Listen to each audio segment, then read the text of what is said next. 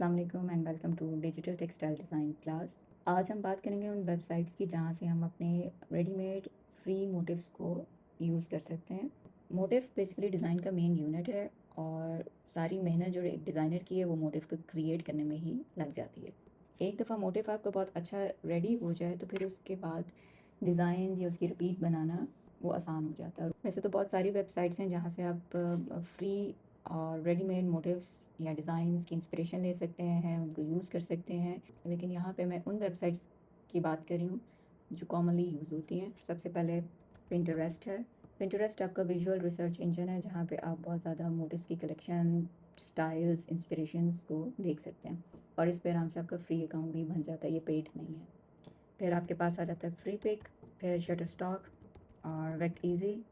इस तरह की और भी बहुत सारी वेबसाइट्स हैं जहाँ से आप अपने डिज़ाइंस की कलेक्शन कर सकते हैं। जब भी आपने मोटिव्स की कलेक्शन करनी है या किसी भी इमेज की कलेक्शन करनी है, इंटरनेट से उसको सर्च करना है, तो कोशिश करें कि वो हाई रेज़ोल्यूशन हो। हाई रेज़ोल्यूशन का मतलब है कि वो बहुत ज़्यादा लो क्वालिटी, ब्लर इस तरह का इमेज ना हो, बल्कि एक हाई क्वालिटी का क्लीन हाई क्वालिटी इमेज हो। उससे क्या होता है कि आप उसको आराम से रिट्रीट कर सकते हैं, रिक्रिएट कर सकते हैं। और क्योंकि हम यहाँ पे फैब्रिक के लिए डिज़ाइन सीख रहे हैं और उन्होंने फैब्रिक के ऊपर प्रिंट होना है तो उसकी क्वालिटी भी अच्छी होनी चाहिए, तो हम बहुत ज़्यादा लो क्वालिटी इमेजेस को अवॉइड करते हैं। ऐसा नहीं है कि हम उनको ट्रीट नहीं कर सकते फ़ोटोशॉप पे उसको हम एनहांस कर सकते हैं, लेकिन उसके ऊपर आपकी बहुत मेहनत लगती है और उसकी ज़रूरत नहीं है। जब आपको एक हाई क्वालिटी का इमेज मिल रहा है तो फिर आप क्यों लो क्वालिटी और लो रेज़ोल्यूशन के इमेजेस को यूज़ करें। तो यहाँ पे जब आपने कलेक्शन करनी है तो आपने रेज़ोल्यूशन दिमाग में रखनी है। जब भी आप इमेज पे क्लिक करते हैं तो उसमें पिक्सेल्स में उसकी रीडिंग आ रही होती है, तो कोशिश करें कि वो जो है 800 प्लस या 600 प्लस पिक्सेल्स उसके रीडिंग में शो हो रहे हों। अब जैसे आपने प्रीवियस लेक्चर्स में बहुत सारी टाइप्स ऑफ मोटिव पढ़ी थी, तो अब हम उस हिसाब से ही मोटिव्स को सर्च करेंगे। अच्छा, यहाँ पे एक पॉइंट आपने ज़हन में रखना है कि जब भी आपने डिज़ाइन डेवलप करना है तो आपने उसको थोड़ा सा ब्रेक डाउन करना है। ब्रेक डाउन से मतलब ये है कि आपके दिमाग में होना चाहिए कि आप किस मार्केट के लिए डिज़ाइन बना रहे हैं। लोकल मार्केट के लिए बना रहे हैं या आप इंटरनेशनल मार्केट के लिए बना रहे हैं। लोकल मार्केट का जो डिज़ाइन क्रिएशन है इसकी टाइप चेंज है और इंटरनेशनल मोटिव क्रिएशन की टाइप चेंज है। लोकल मार्केट में क्योंकि यहाँ पे आपको 3 पीस या 2 पीस जोड़े के डिज़ाइन बनाने होते हैं, तो उसमें दुपट्टा आ जाता है, उसमें शर्ट आ जाती है और उनके अंदर हम लगाते हैं बॉर्डर्स लगा रहे होते हैं, गले नेक लाइन के डिज़ाइंस लगा रहे होते हैं और रिपीट्स चला रहे होते हैं, बैकग्राउंड होता है, फोरग्राउंड होता है, यानी बहुत ज़्यादा एलिमेंट्स को ऐड कर रहे होते हैं। तो अगर आपने लोकल मार्केट के लिए कोई शर्ट का डिज़ाइन बनाना है तो अब आप सर्च करेंगे, उसके लिए नेक लाइन के लिए अलग मोटिव्स ढूंढेंगे, इंस्पिरेशन लेंगे, बॉर्डर के लिए अलग रिपीट्स आएंगी, बैकग्राउंड के लिए अलग आप ढूंढेंगे। इस तरीके से लोकल मार्केट का जो डिज़ाइन होता है उसमें बहुत ज़्यादा एक कॉम्बिनेशन ऑफ एलिमेंट्स होता है। जैसे यहाँ पे मैं आपको दिखा देती हूँ, ये इमेज है। अब यहाँ पे आप देख रहे हैं कि यहाँ पे बॉर्डर भी चल रहा है, बॉर्डर की रिपीट अलग है, इस बॉर्डर में कितने सारे डिज़ाइन हैं। फिर यहाँ पे मोटिव की अलग रिपीट चल रही है, ये ज्योमेट्रिक पैटर्न्स की अलग है, स्लीव्स हैं उसके ऊपर अलग ही कोई डिज़ाइन चल रहा है। तो जो लोकल मार्केट है उसमें फिर आपके पास एक बहुत ज़्यादा कॉम्बिनेशन आ जाता है एलिमेंट्स का। अब अगर हम इंटरनेशनल मार्केट की बात करें तो वहाँ पे अमूमन ओवरऑल और फ्लोरल पैटर्न्स पसंद किए जाते हैं और ज़्यादातर वाटर कलर से बने हुए फ्लावर्स, हैंड पेंटेड फ्लावर्स को उन्होंने डिजिटली ट्रीट किया होता है और ओवरऑल पैटर्न्स को वो इनकरेज करते हैं या एब्स्ट्रैक्ट को करते हैं। तो उन डिज़ाइंस में और लोकल मार्केट के डिज़ाइंस में एक डिफरेंस है। अगर तो आप लोकल मार्केट के लिए डिज़ाइन करने लगे हैं तो उसमें आपकी मोटिव्स की जो इन्वेंट्री है या वो कलेक्शन है वो उस हिसाब से होगी। उसमें आप बॉर्डर्स के लिए अलग डिज़ाइंस ढूंढेंगे, फोरग्राउंड, बैकग्राउंड, स्लीव्स, गले, ये कलेक्शन आपने एक अलग इन्वेंट्री बनानी है। अगर तो आप इंटरनेशनल किसी मार्केट के लिए काम कर रहे हैं तो उसमें आप कोशिश करें ज़्यादातर hand painted, water colour painted flowers की इन्वेंट्री आप उसकी अलग बनाएंगे। तो इस तरीके से आपने मार्केट को भी जहन में रखना है या आपकी जो क्लाइंट की नीड है और वो आपको एक ब्रीफ देते हैं, बताते हैं कि जी हमें इस तरह के डिज़ाइन चाहिए, तो आपने रिसर्च भी उसी से ही रिलेटेड करनी है और अपनी मोटिव की कलेक्शन भी वैसी ही करनी है। और अगर आप इंटरनेट से रेडीमेड मोटिव्स उठा रहे हैं या आप अपने स्केचेस को कन्वर्ट करें डिजिटल पैटर्न्स में, तो उनकी क्लीनिंग का, उनको इन्हांस करने का तरीका एक ही है। तो इससे ये फ़र्क नहीं पड़ता कि आप इंटरनेट से उठा के उसको क्लीन कर रहे हैं, इन्हांस कर रहे हैं, तो उसका कोई प्रोसीजर अलग होगा फ़ोटोशॉप में और अगर आप अपने स्केचेस को यूज़ करें तो उसका अलग होगा। ऐसा नहीं है, एक ही प्रोसेस है, बेशक आप अपने डिज़ाइंस को कन्वर्ट कर रहे हैं या फिर इंटरनेट से उठा रहे हैं। अब यहाँ पे हम थोड़ी सी सर्च कर लेते हैं। मैं पिंटरेस्ट ओपन करती हूँ। पिंटरेस्ट में यहाँ पे मैं इसके सर्च में कीवर्ड डालूंगी। अब कीवर्ड का मतलब ये है कि जो चीज़ आपको चाहिए आपने एग्जैक्टली उसी तरह से उसका नाम डाल देना है। लेट्स से मुझे फ्लोरल मोटिव्स चाहिए, अगर तो मुझे वाटर कलर वाले चाहिए या हैंड ड्रॉन चाहिए तो मैंने कीवर्ड भी वही डालना है, यानी हैंड पेंटेड फ्लोरल मोटिव,